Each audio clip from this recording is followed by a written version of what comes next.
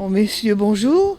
Gérald, je pense que tu voudrais nous faire part d'une manifestation qui va avoir lieu prochainement.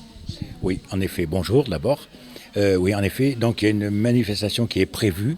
Donc le samedi 29 octobre à partir de 10 heures dans la salle du Trinquet à Sainte-Colombe dans les Landes.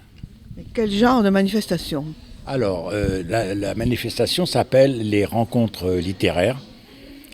Le titre parle de lui-même.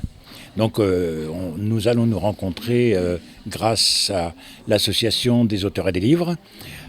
Nous allons présenter nos livres puisque nous serons 13 auteurs à Sainte-Colombe, plus un peintre. Donc tu as parlé d'une association, donc Pierre va peut-être pouvoir nous en parler plus longuement.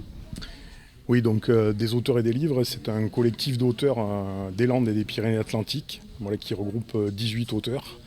Donc là, on sera 13 à Sainte-Colombe en dédicace.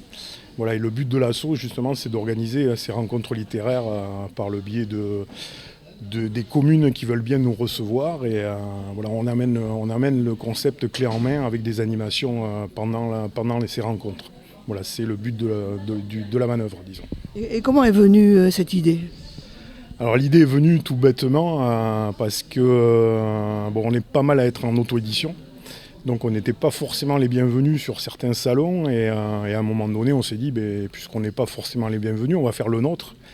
Comme ça on pourra faire un peu ce qu'on veut et être visible aussi de temps en temps. Voilà. Et alors quel genre de littérature, entre guillemets, pour les visiteurs pourront-ils voir samedi? Oui, alors il y a plein d'univers différents. Hein. Donc on est dans la poésie, on est dans la BD pour ados et pour adultes, on est dans le roman pur, on est dans le polar traditionnel, on est dans le polar humoristique régional, des livres évidemment pour enfants. J'en oublie du théâtre écrit par Jean-Marco Toto, qui nous fera une animation d'ailleurs à Sainte-Colombe. Et ensuite, du récit témoignage.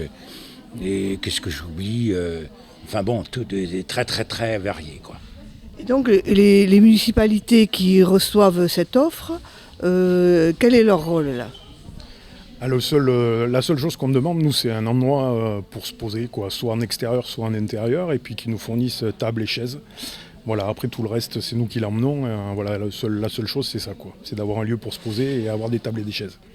Et cette association, pardon, elle a été créée il y a longtemps? Elle a été créée en 2019, donc juste avant le Covid. Donc première année, on a fait juste une rencontre littéraire. On a réussi à en sauver une. Voilà, et puis donc cette année, on en est à 8. Voilà, et on pense arriver à monter à 10-12 l'année prochaine. Donc dans l'ensemble, ce serait un succès?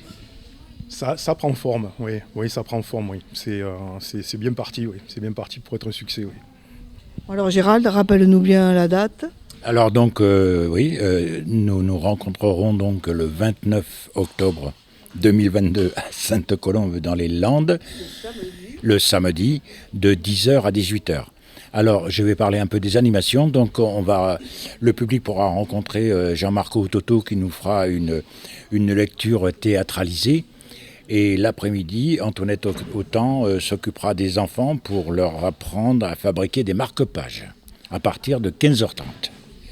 Bien, rendez-vous samedi prochain à Sainte-Colombe. Merci. Et rendez-vous, bien sûr. Venez nombreux et nombreuses. Merci à vous.